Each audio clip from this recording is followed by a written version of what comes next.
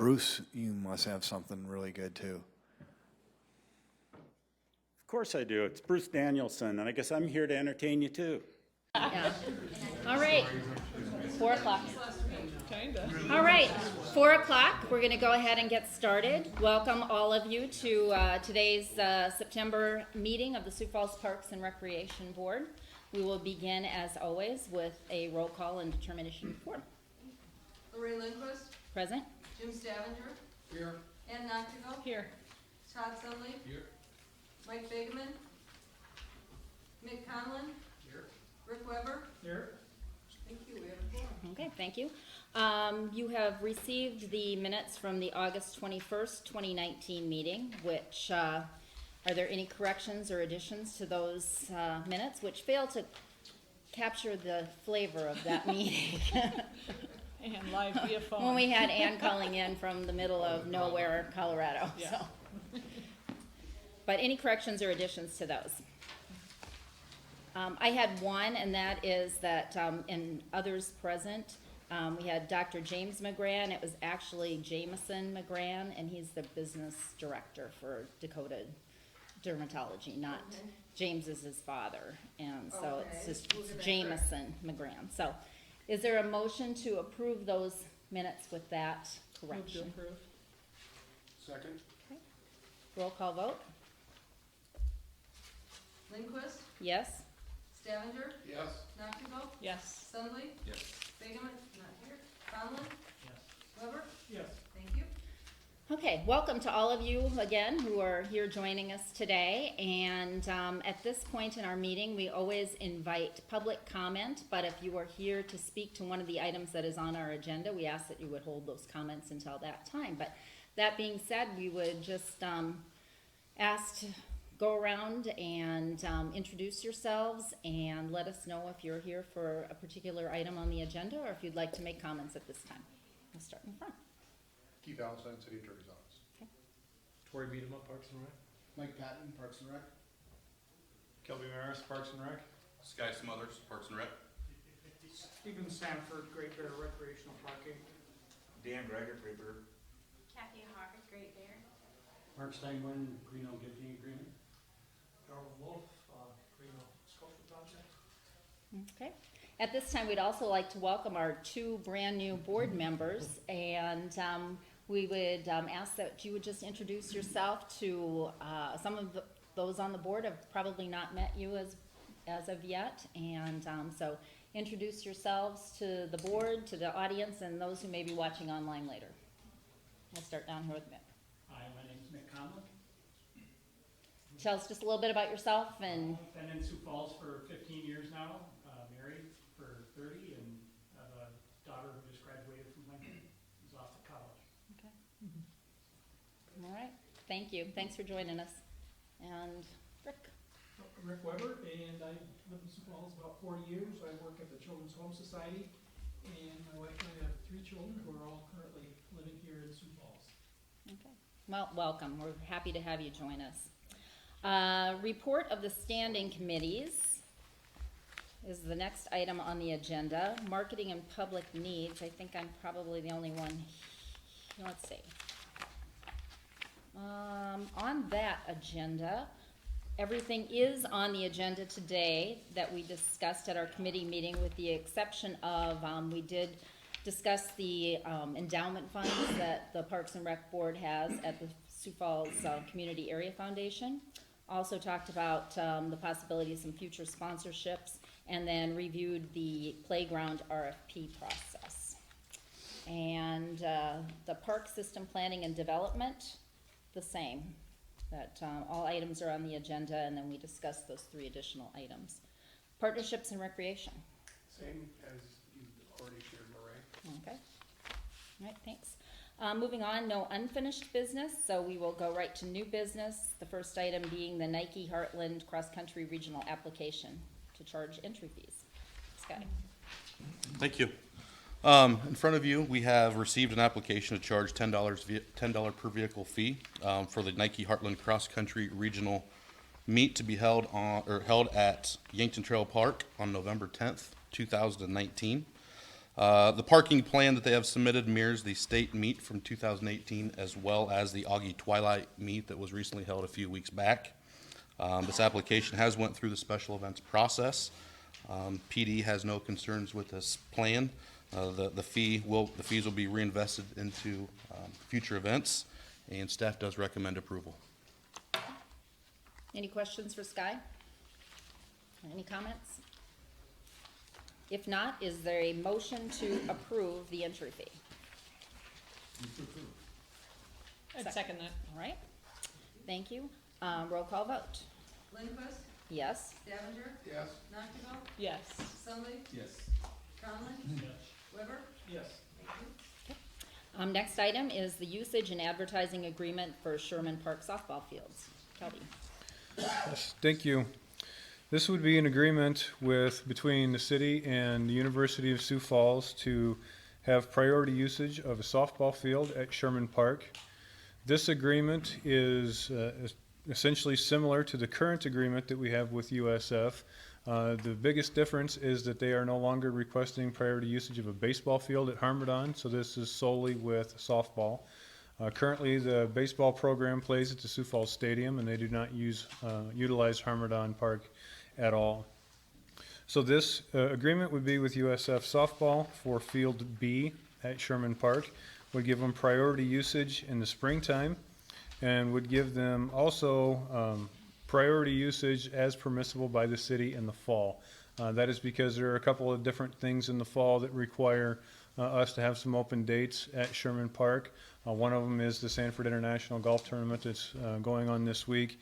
The other is high school softball that utilizes Sherman Park for home fields for the Sioux Falls schools as well. This agreement would be a 5-year agreement that would begin on January 1st of next year and terminate on December 31st of 2024. They would pay the city $1,000 per year for that priority usage, and they would also have to remit 20% of any gross advertising sales that would be permissible by the city on fencing during their priority usage. That is part of the current agreement. To this point, they have not exercised that part of the agreement. While they don't have any plans at this point to begin with that advertising, they would still like that to be a part of this agreement going forward. City would have to approve any of the advertising that they do sell, and USF would be solely responsible for all the cost incurred with putting that advertising up. But essentially the agreement is the same, the responsibilities are the same. We maintain the field, work with them as far as cancellations due to weather, but they are ultimately responsible for making that call. It's been a great relationship over the years with the University of Sioux Falls, and staff would recommend approval of the agreement. Okay, does anybody have any questions or comments? Thing they want to ask of Kelby? Okay. All right. If not, is there a motion to approve the USF usage agreement? Move to approve the USF usage agreement. Second? Okay, it's been moved by Ann and seconded by Jim. Roll call vote, please. Lindquist, Yes. Stavinger, Yes. Knockteville, Yes. Sunday, Yes. Conlon, Weber. Yes. Thank you. Okay. Next item, also Kelby, this would be the gifts and donations of memorial benches and the Veterans Park pavers. Yes, we have 2 memorial bench applications for this month. One of them is a bench that would be located along the bike trail about 20 yards east of the 57th Street entrance to Yankton Trail. It has been being donated by Lois Quam in memory of her husband, and the plaque would just have the letter Q on it. So apparently those that would need to know, or those who would know, would need to know who the bench is in memory of. The other bench is being donated by Sioux Falls Steel Fast Pitch Softball Team in memory of Tim Olson. This bench would be located in the concessions plaza by the threeplex at Sherman Park. And Tim was a coach and founder of, one of the founders of Sioux Falls Steel Fast Pitch, who recently passed away unexpectedly. And we do have one paver donation for this month's meeting.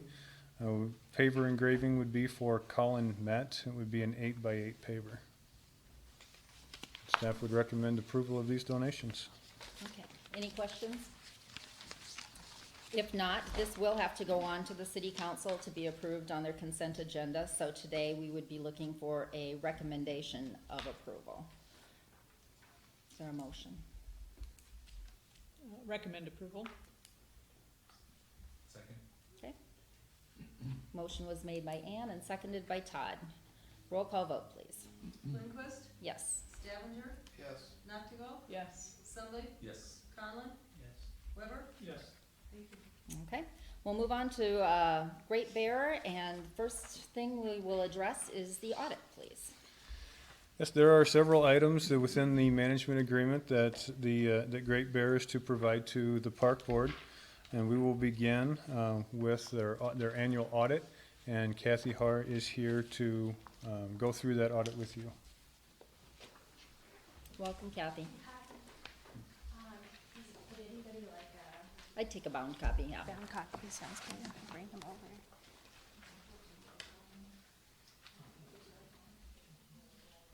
Thank you so much. Thanks, Kathy.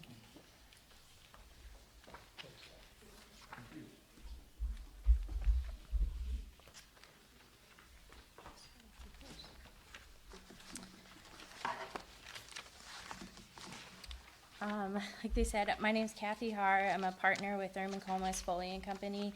I was the lead auditor on the Great Bear audit for April 30th, 2019. That's their year end. I'm gonna give a concise presentation, so if you would want any further detail, please just ask, and I will answer those questions. I worked with Dan Greider at Great Bear. The audit went well.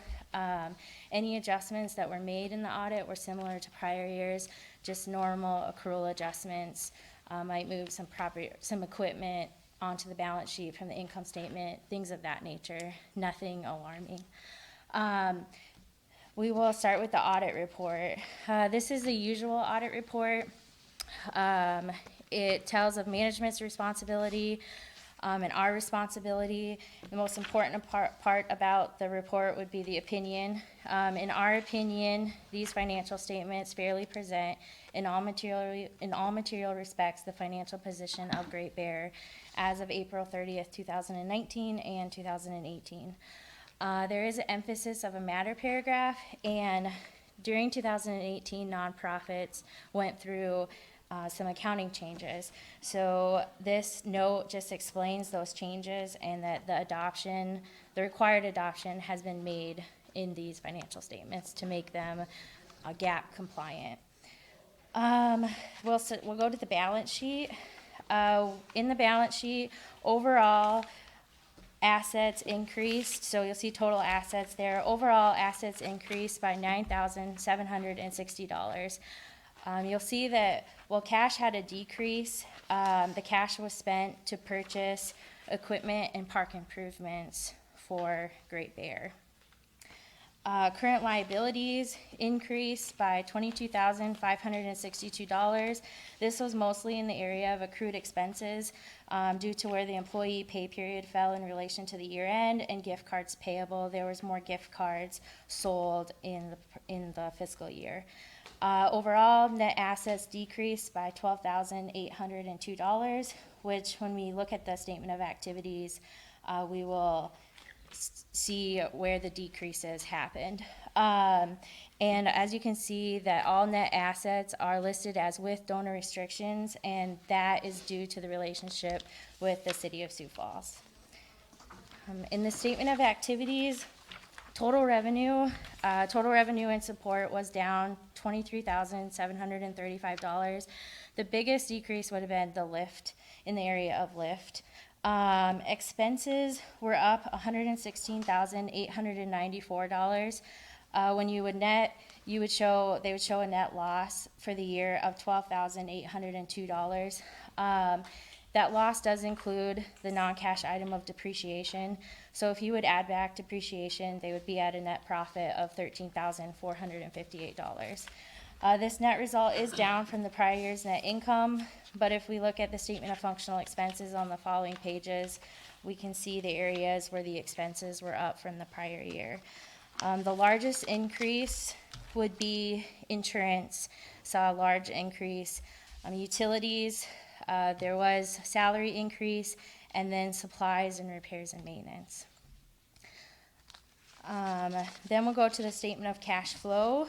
The statement of cash flow kind of shows where the cash went for the year, how it was provided and how it was used. So overall, cash provided by operations was $34,118.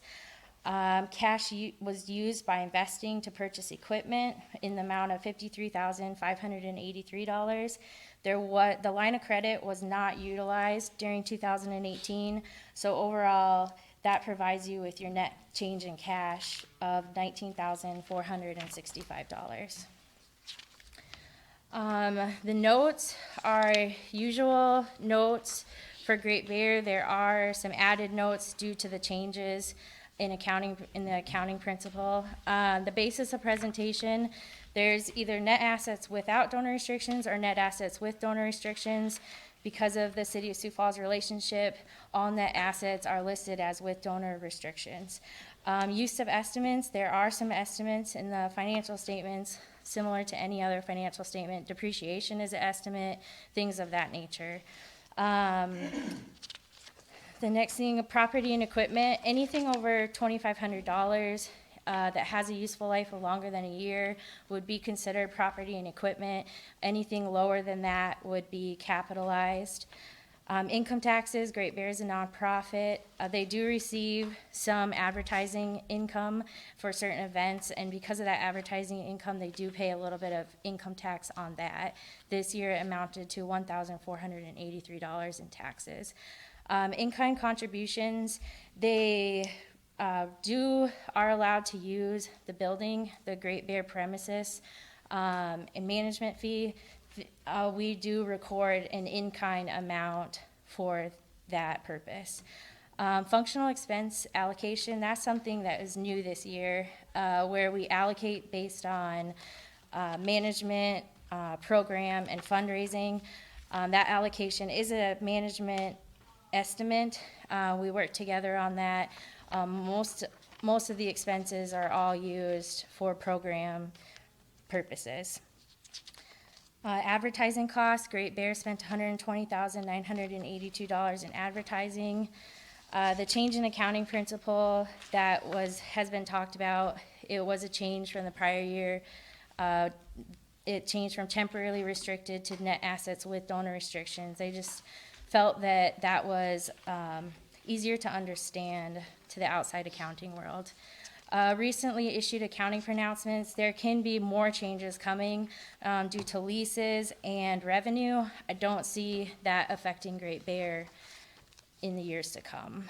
Data management review, we had everything completed as of August 1st, so we would have looked at anything subsequent between April and August 1st, and we didn't have anything that we felt we needed to discuss. Net assets designated and restrictions, City of Sioux Falls, that's what that will explain in there. Management agreement, there is a management agreement with Dan to manage the park. Special projects fund, there is a projects fund with Sioux Falls Area Community Foundation. Notes payable, there is a line of credit available for $150,000, but it was not used in the last fiscal year. Operating lease, there was a new lease of some lockers. That explains the lease expense for the years to come. Liquidity, this is a new note. Just what is available for the organization to use in the coming year. They had cash and accounts receivable. And then the last note would be litigation. In Great Bear's normal course of business, they can have some claims and legal actions, and at the current point, right now, there was 3 accidents during the 2017 and 2018 winter season. Those incidents are being defended by the liability insurance carrier, and they do not expect to have a material adverse effect on the financial position or change in net assets. And we did send a legal letter and it's being defended or taken care of. There was 2 letters that were given. The 2 letters are normal for an audit. The first one would be the control letter. We do look at internal controls. We do not give an opinion on internal controls, but we do go through them. It's a small organization, so there's always segregation of duties to consider. And then the next one would be the financial statements. We have to just make you aware that we did help prepare these financial statements. They do not have CPA on staff. A lot of nonprofits do not, and so we just need to make you aware that we help prepare those. And then the other one is a management letter, and it just explains that everything went as it should have. Their responsibilities, our responsibilities, and that kind of wraps everything up. If you have any, the tax return has been filed. I think that takes care of everything. So if anybody has any questions, just let me know. Do you plan to keep doing the preparation Yeah, financials? yes, as long as we're allowed the proposal to work for Great Bear, with Great Bear, we will be preparing the financial statements. It's something that a non-CPA would materially get wrong. So does somebody in your firm check whoever does? Oh, yeah, absolutely. Yeah, there's a complete review process.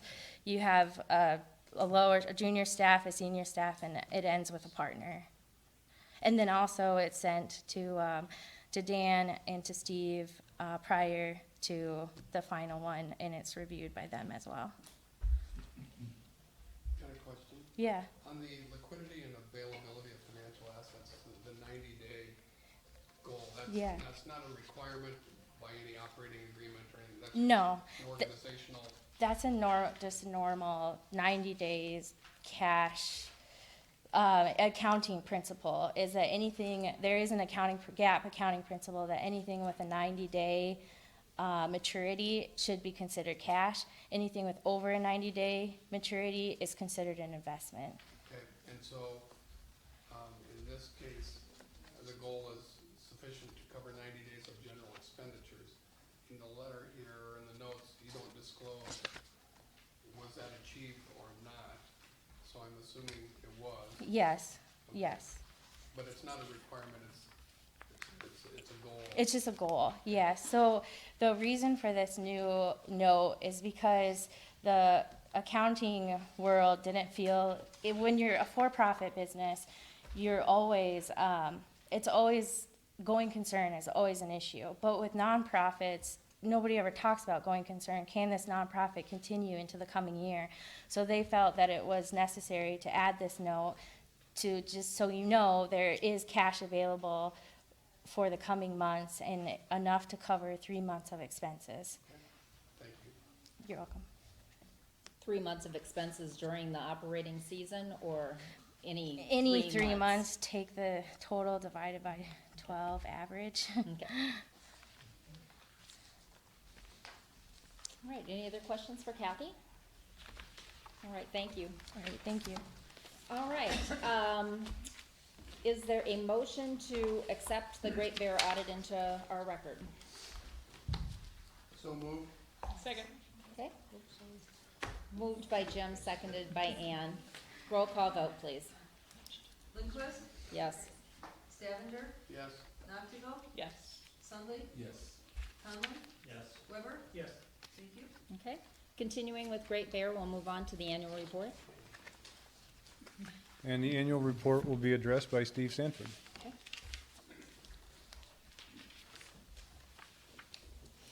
Welcome, Steve.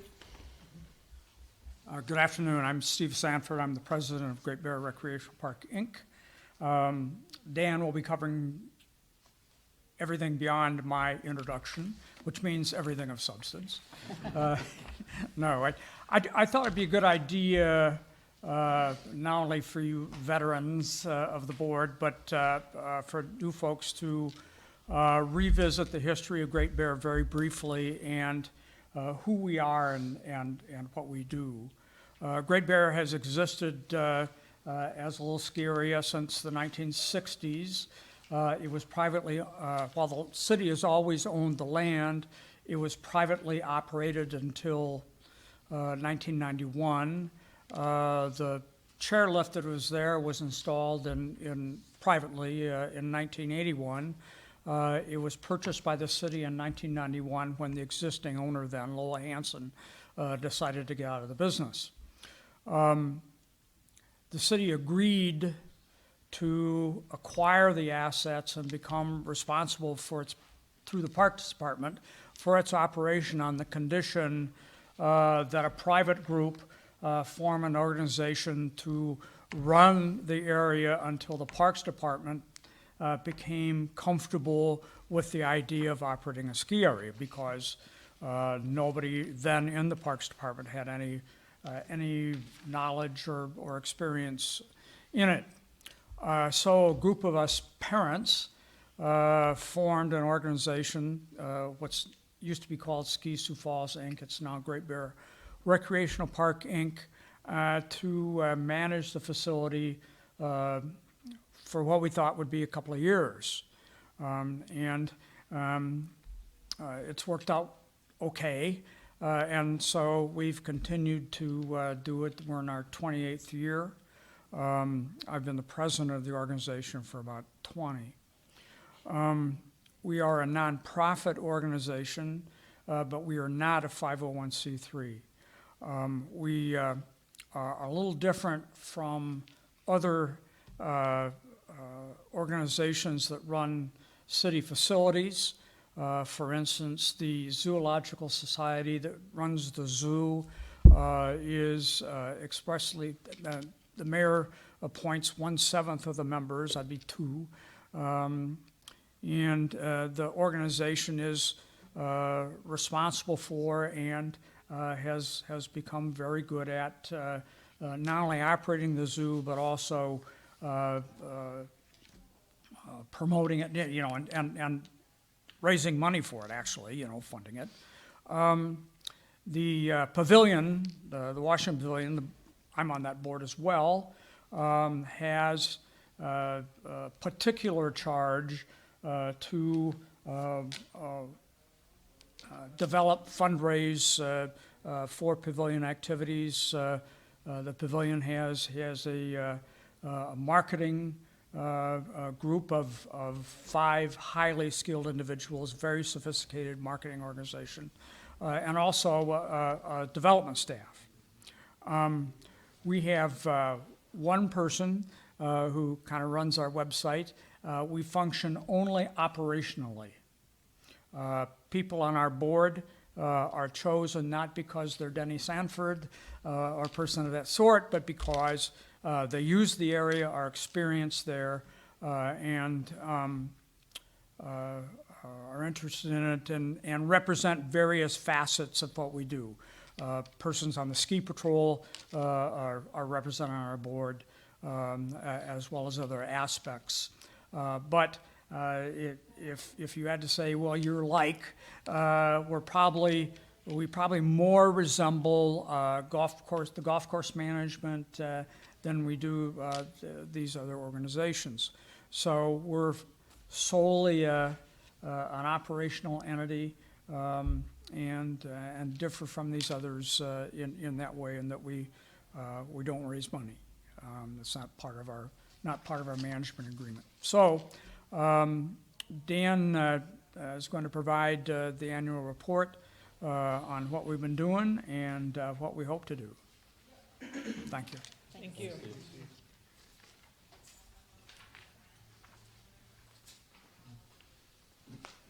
Hello, Dan Greider, General Manager at Great Bear Ski Valley. I'm just going to kind of quickly review the 18-19 season. Of course, our fiscal year starts May 1. So that's kind of it's an off season, but it's an on season as well. We just change gears. Doing lots of events, weddings, receptions, corporate outings, Make-A-Wish events. Last year it was pretty soft. We'd gone through a couple years of deck replacement. Last year we were digging up a water main right in front of the chalet, so that kind of put a damper on some of our weddings and things like that. So it wasn't our best off-season, unlike this year, which is just fantastic. The park has been booked since August, the first weekend of August, right through the beginning of November with weddings and events and corporate stuff. So that's very positive for us. Last year, really our big kickoff for the year is always the tent sale, our preseason sale. Typically, we'd been doing that in September. This year, we moved that to October, or this past year we did, and had a fantastic tent sale. It all ended up with, on Sunday, we got 4 inches of snow in October. That never hurts, the sales of season passes. So, we got off running with a great start. Started making snow in mid-November, which is kind of early. That was very, very positive for us. And then we rolled into this wacky winter. Things warmed up. We did not get the area fully open until December 28th, which is about midway through our Christmas break season. So it was very hectic. However, at that point, the snow was fantastic. We had a great start to January. We had record numbers a couple days in a row. At one point, one Saturday, we had 2,500 guests tubing, skiing, snowboarding. It was crazy. And it really started off that whole weekend with the Frosty Frolics that the Parks puts on. We did a $5 tubing night that just blew the doors off the place. There was lines that were intersecting, and it was crazy. So things were rolling right along, and then Mother Nature took another turn, and it got cold and it got windy. And the numbers really got depressed, really through like the third week of February when it started to snow again, which was great. Now it's snowing. We've got fantastic snow again, and March 12th it rains. And if you're not aware of what happened, at that time, our retention pond that we draw snowmaking water from was frozen over. We weren't using it anymore. Had about 3 feet of snow on it. That day it started to rain. We got about 2 inches of rain in 3 hours. The pond ice melted, the snow melted, the water went over the dam. Before we knew it, we had a river running through the bottom of the ski area. It flooded out our rental shop, our operation shop, and more importantly, it flooded out our lower lift station where all our control panels were at. Season was over, just like that. The saddest thing about that is, as things kind of calmed down, that water coming out of the dam had eroded through the snowpack, and that snowpack was 4 foot deep. I think that cost us about 3 weeks worth of season. I'm thinking $100,000. Hard way to end it.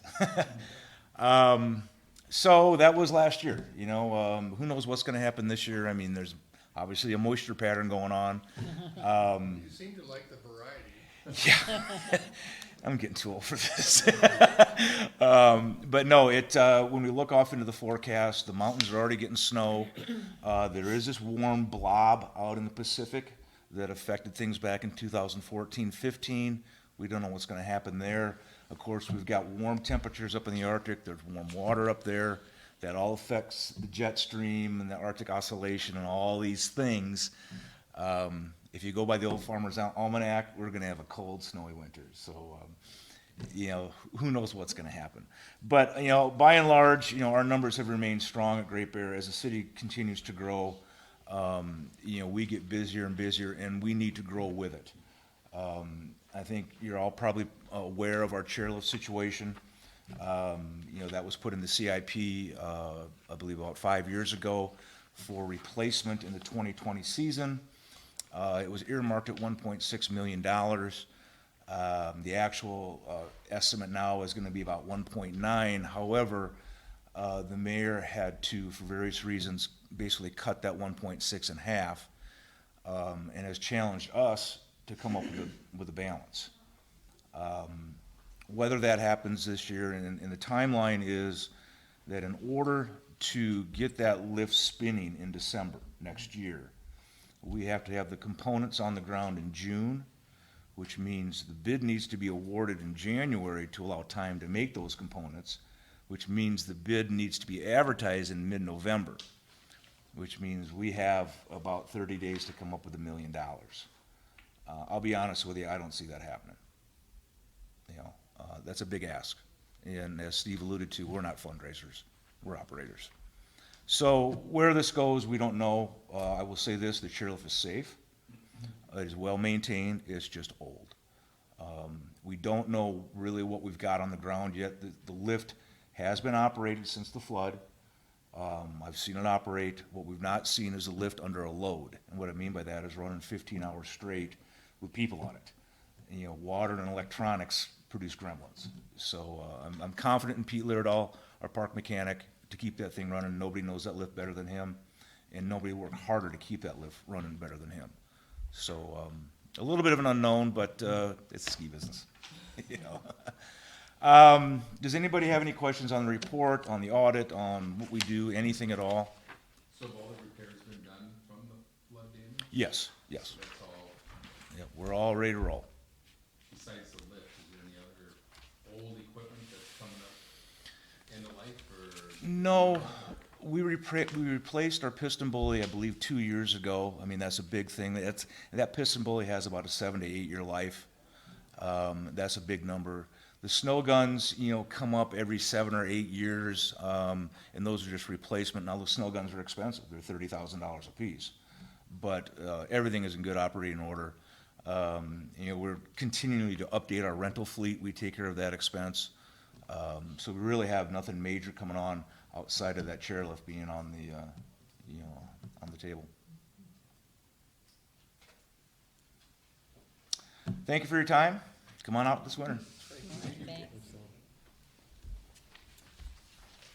All right, is there a motion to accept the Great Bear Annual Report?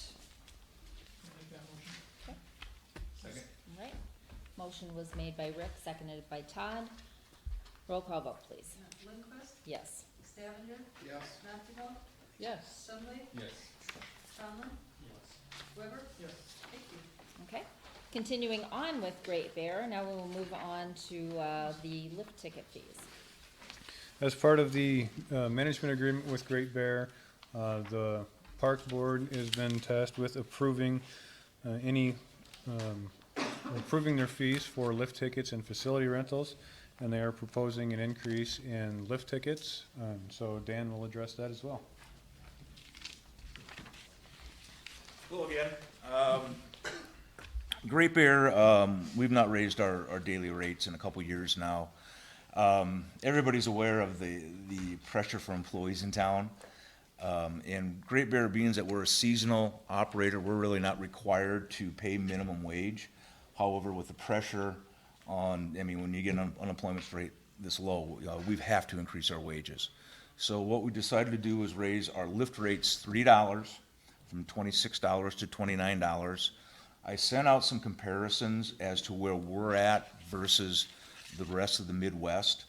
And just to kind of put things in perspective, this year is the first year you're going to see a $200 lift ticket out west.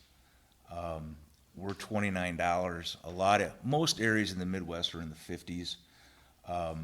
There is some perception. We did a survey amongst our guests this summer, which was very good, 529 respondents. People perceive us as being expensive. In the grand scheme of things, we're really not. We're certainly not lining our pockets, by any stretch of the imagination. So this $3 increase basically covers the increase in labor wages that we're going to have this year. Which is the closest in size and scope in the upper Midwest as compared to Great Bear? Mount Crescent down in Iowa is probably, I think they've got maybe 2 chairs, similar in size to us. Once you start rolling into to Minnesota, Detroit Mountain is similar. They've got a couple more lifts than we do. They're pretty new. They're about 5 years old. Mount Cato is considerably larger than us, and once you get into Minneapolis themselves, it's big time there. So We're still $10 cheaper though, even with the $3 we are increase to Mount Crescent. right. Is there any, so the $3 increase was simply to cover the additional employee wages. Right, and here's, historically, here's the deal that we made with the city way back in the day, is our goal was to make this area affordable and accessible to everyone. And money was not gonna be a deterrent. In exchange for that, our agreement with the city was that we would make the initial investment in a piece of equipment, donate it to the city would then, put it on their asset, or they'd depreciate it and replace it when its useful life was over. We've done that with snow guns, snow cats, the chairlift is part of that. By doing that, we can keep our rates low. Snow cats are $350,000. Snow guns are 30. The chairlift is 1.9. You can't pay for that stuff with a $29 lift ticket. It just doesn't happen. So that's kind of the deal we've made, and we have, when I started, the lift rates were about $14, and that was in 92, I believe. We've gone to this point, in 27 years. So I still think that we're very reasonable in the industry and really within Sioux Falls.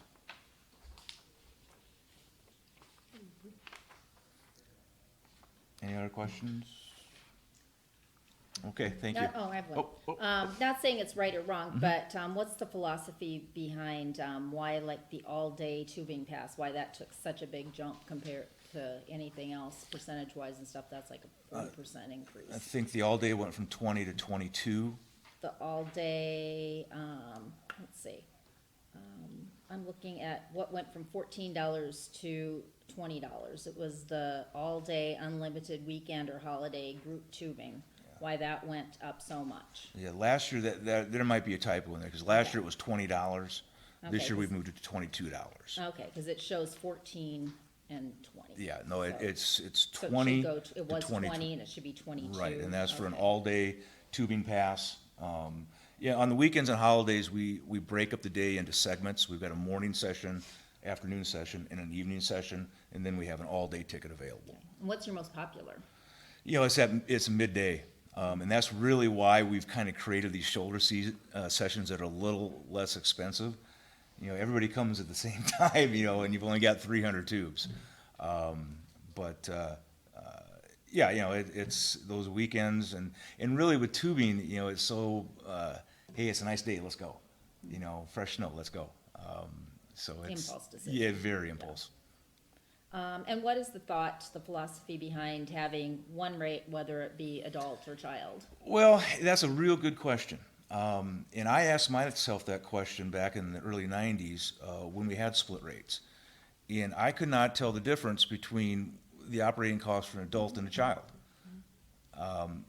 Just about every area does that, and I don't understand it. As a business guy, I thought, you know what? It costs me the same whether they're 6 years old or 60 years old. And you do make some provision, like the Friday night, the 5th grade? We do. 5th grade Fridays, which is just a phenomenal program. $10 this year. The kids can come out, they get a lift ticket, a rental, a lesson, and at 9 o'clock they can go tubing. It's just a beehive out there. If ever you come out on a Friday night and just watch this. It's incredible. And is that truly just for 5th graders? Just for 5th graders. And any 5th grader, we ask they come out once with a report card, check what grade they're in. We print them out a card. They show that every time, and it's a beehive. It's fantastic. All right. Any other questions or comments? Okay. Thank you. All right, thanks. All right, if not, is there a motion to approve the Great Bear lift ticket fees? Move to approve. Second. Okay. Moved by Tim, or Todd, and seconded by Mick. And roll call vote, please. Lindquist, Yes. Stavanger, Yes. Knockigal, Yes. Sunley, Yes. Conlon, Yes. Weber. Yes. Thank you. All right. That takes care of Great Bear on the agenda. We are moving on to the Torberson Land Conditional Gift Agreement, which Mike will take. Thank you. This agreement we discussed in committees. This is to convey the real estate. It's a 1 acre parcel near the Arboretum that the city's targeted for acquisition for some time. A couple items to point out in the agreement is one, there will be a deed restriction that this property be used for park and recreation purposes only. City Environmental has reviewed the site and found no concerns as far as an environmental risks involved. We are currently working on the appraisal. One item in the agreement calls for a memorial dedication plaque that to be placed on the property that speaks to the family giving the property to the city. That requires Visual Arts Commission. I went there yesterday, and they unanimously recommended approval of the acquisition. So today we're here looking for that. This board is recommending approval of the conveyance of real estate, and with the goal to go to city council on October 1st. Okay. I can answer any questions. Any questions? I know we discussed this in committee. So. All right. Is there a motion to recommend approval of the Torberson Land Conditional Gift Agreement? Recommend approval. Second. Okay, recommended by Ann and seconded by Rick. And roll call vote on that, please. Lindquist, Yes. Stavinger, Yes. Knockigal, Yes. Sumley, Yes. Conlon, Yes. Weber. Yes. Thank you. Okay. Next up is the Rich Greeno Memorial Gifting Agreement. Thank you. Another item we discussed in committee. If you remember, the board recommended approval of the sculpture placement in July. City Council has since approved that placement also. This item is a conditional agreement to construct a plaza where the sculpture will be placed near Paisley Park. A couple items to point out. First of all, the agreement in your packet is with Active Generations. I want to point out that the Rich Greeno Memorial Committee is a group of volunteers working under Active Generations to raise the funds and conduct the project. So the agreement itself is actually with Active Generations. The project will create a plaza made out of sidewalks, some grading, installation of the sculpture, and other incidental items. The group is responsible for all installation costs. It will become a gift to the city, at which time the city will own and maintain all assets. The committee is responsible to acquire all permits, including the flood development permit. Staff has reviewed and recommends recommendation of approval. Okay, thanks. Any of our guests want to comment on this at Oh, all? yes, and Darwin and Mark are here I'll also. say a quick word. Okay. My name is Mark Steinborn. I'm a member of the Rich Greeno Committee. Russ Sorensen brought it in front of the City Council last month, and it was really refreshing to hear how positive the City Council was behind this project. A lot of great comments from them. I've never seen the City Council all say so many positive things in one meeting, so hopefully it'll keep going that way. But do you have any questions specifically about the project? Sounds like a great project. All right, thank you. All right, thanks. All right, is there a motion to recommend approval of the Rich Greeno Memorial Gifting Agreement? Move to approve. Second. Moved by Todd, seconded by Ann. Vote, please. Lindquist, Yes. Stavinger, Yes. Knockigal, Yes. Sumley, Yes. Conlon, Weber. Yes. Thank you. Okay, and moving on to the Lion Park application for sculpture placement. Thank you. This is an application to place a sculpture on the pedestal at Lion Park, 14th and Phillips. The pedestal itself is there. It's a part of the entrance monument for the park. It's had a sculpture in the past.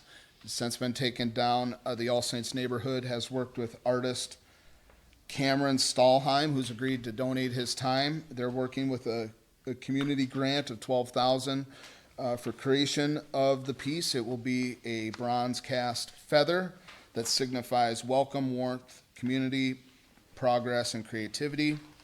Visual Arts Commission weighed in on this last month and have recommended approval of the placement. With that, staff has reviewed and recommends recommendation of placement. Okay, again, this is an item that was discussed in committee, but are there any further questions? Okay. If not, is there a motion to recommend approval of the Lion Park application for sculpture placement? Recommend approval. Second? Okay, Motion made by Ann and seconded by Jim. A vote, please. Lindquist, Yes. Stavener, Yes. Knocktable, Yes. Trombley, Yes. thank you, Conlon, Yes. Weber, Yes. thank you. All right, thanks. All right, report of the director. Got anything to say? Nothing's been going on at all. Well, actually, as you know, between the flooding and the tornado we had last week, it's been a very active last week or so.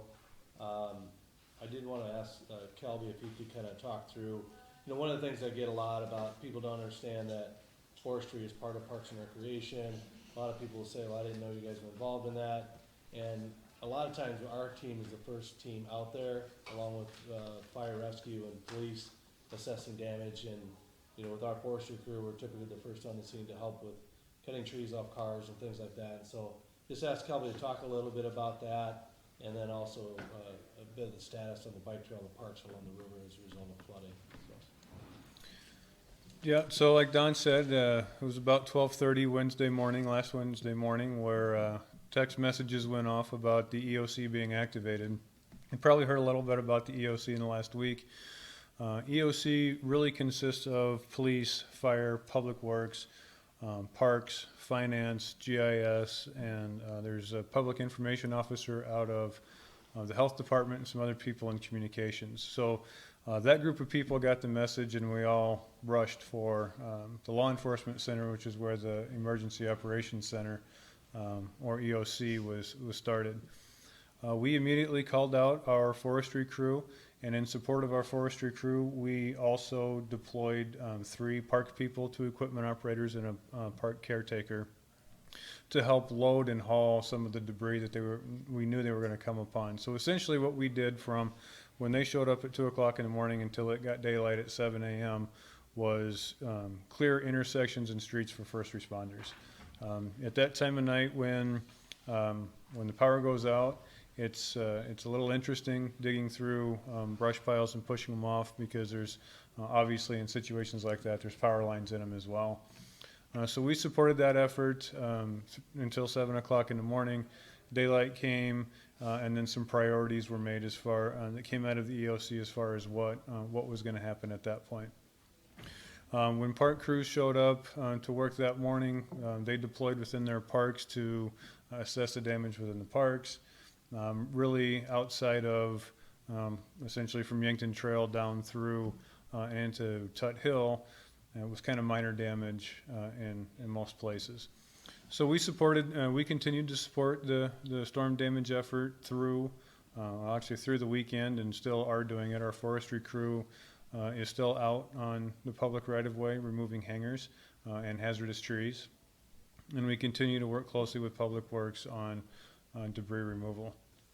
So like Don said, we are part of this response. Of course, you see a lot of Public Works in the big yellow trucks.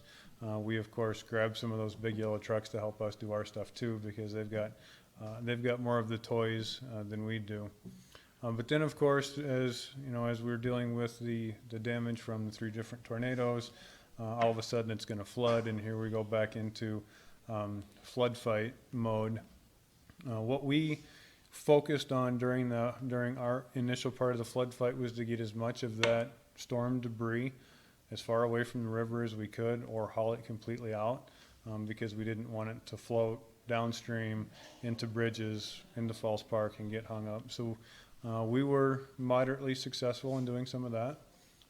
But good news is, at this point, as you saw today on the tour, river levels are going way down.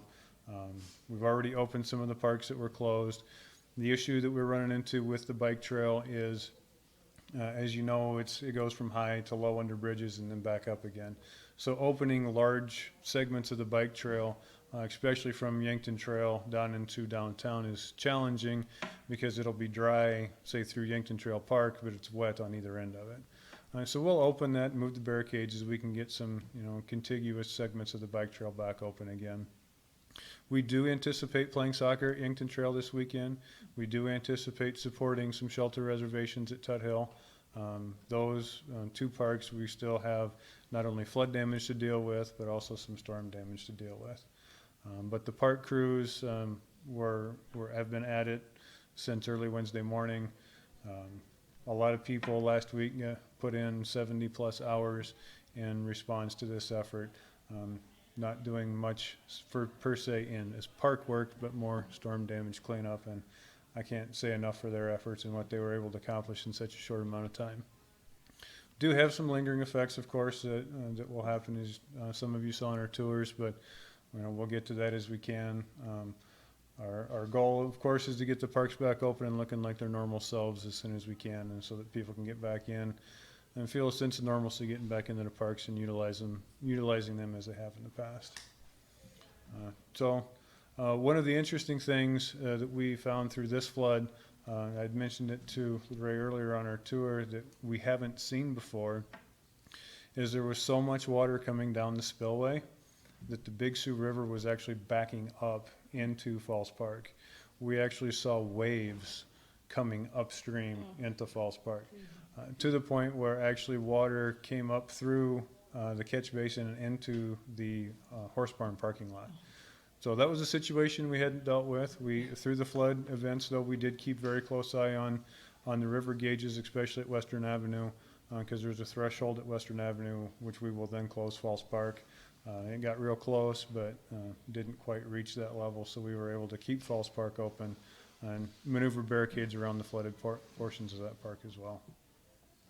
Yeah, thanks, Kelby, and I just echo what Kelby mentioned about the park and the horse teams. They worked all day, both Saturday and Sunday this last weekend to get through that, and just a lot of the parks weren't affected, but the ones that were had significant damage, and so it's stop what you're doing in all your other parks where you don't have damage and come help all the other areas that do need it, and also recognize Kelby for his efforts. He's our point of contact and our representative on the EOC, because he has all the people and all the equipment in our department, and so he serves in that role, works closely with Public Works and purchasing and finance, and Regan Smith as well, and all the police and fire teams and Public Works, and it's just, if you've never been in that setting, it's like something you'd see in a movie kind of thing, and it's quite the operation, and unfortunately we've been getting a lot of experience with it.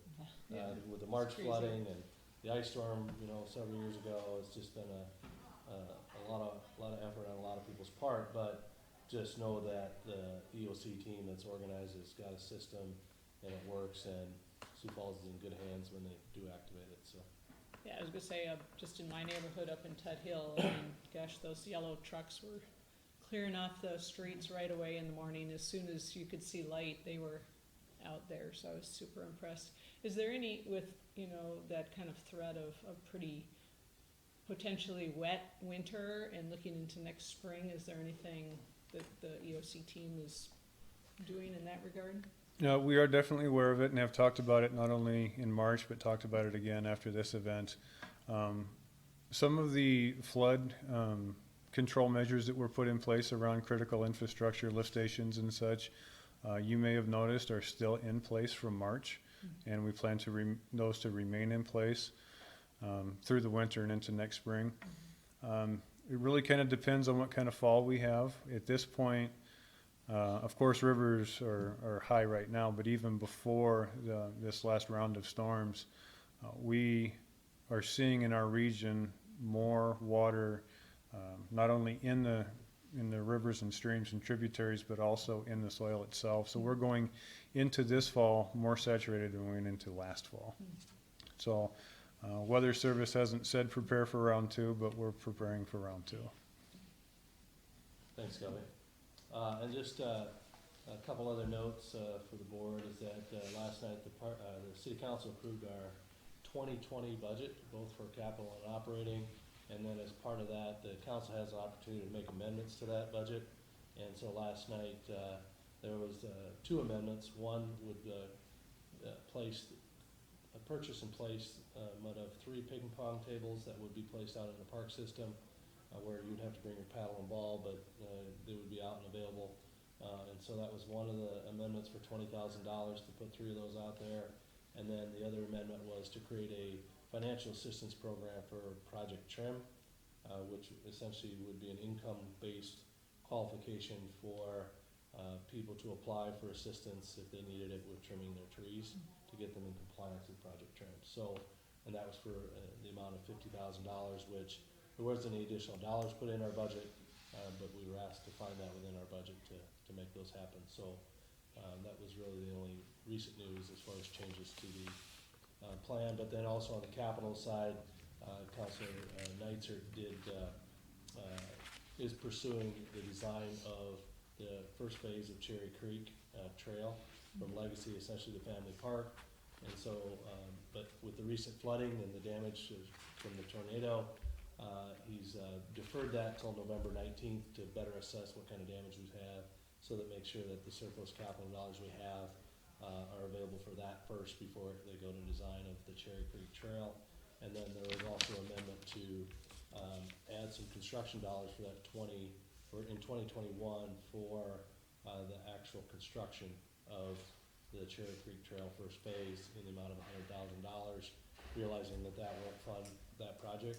It's more like $1 million, but does want to keep a focus on trying to get that project done and move that forward. So those are the changes from that occurred in the final adoption of the budget. So that's all I have unless you have questions.